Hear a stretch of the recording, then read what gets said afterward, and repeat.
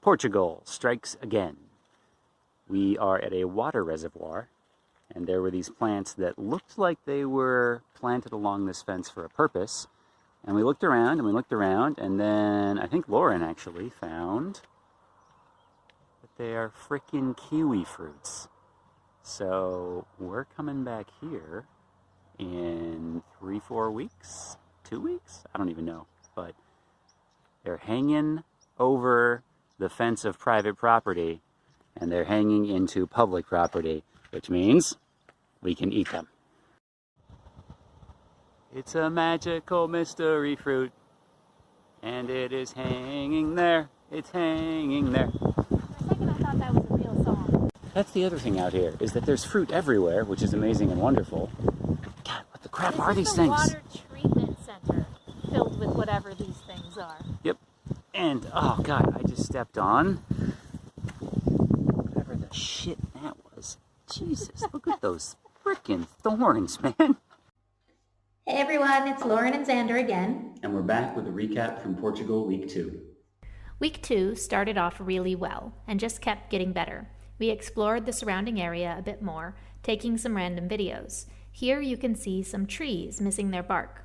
We bounced around a few theories, ranging from disease to insects to fire, but it turns out these are cork trees that had recently been harvested. Cork is super protected out here. Our real estate agents and all our new friends have told us that if you own some on your land, you can't cut them down.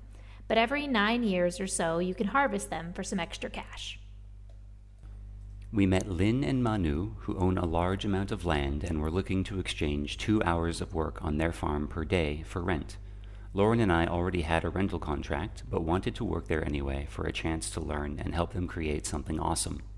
Lauren got a super rickety, near-brakeless bike and rode it 2 hours to their place, while I took the train and walked the rest of the way.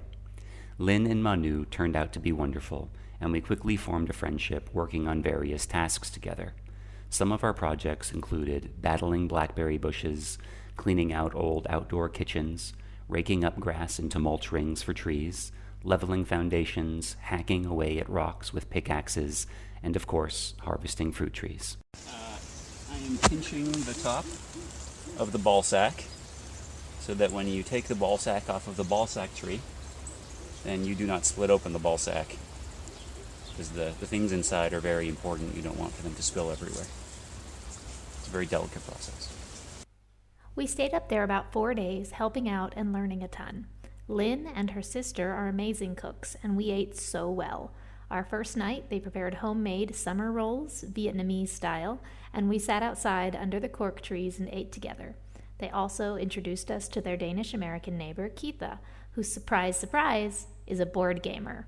We hit it off immediately, and now we have a mini board game group set up with her and someone we met on Facebook. Our next date is already set, and we are as excited as you'd expect. The next day, Kita invited us over for more fantastic food.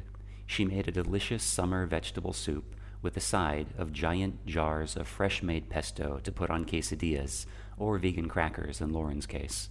Then we played games until Lauren and I started nodding off and had to get some sleep before more farm work the next day. Our second day in Alpedrinha, we all played hooky from morning farm work and went for a hike. The farm is just a short drive from one stop on the Camino de Santiago. We walked a small portion of it with gorgeous mountain views and a scorching hot sun.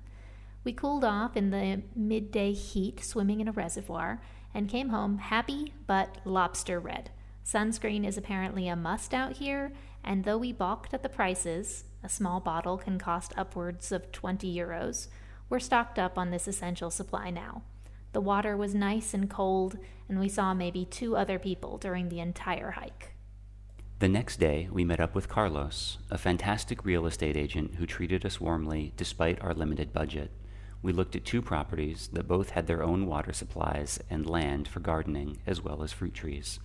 The first place we looked at was incredibly cheap, about $25,000 for 2 tiny homes, and the large garden space with some olive trees that were already established. The other property was listed at $42,000 and was much larger, with several water sources and about 20 to 30 various fruit trees. However, the building had no electrical or plumbing whatsoever, so it would have required quite a lot of work and additional money. After the tours and a bit more farm work, we caught the train back to the rental. We were out of clean clothes and ready for a hot shower, but just brimming with excitement from all of the potential we found in this beautiful region. But as we lay down and closed our eyes on that last day of week 2, a third property option was on its way, and it would change everything. But we'll tell you all about that next week.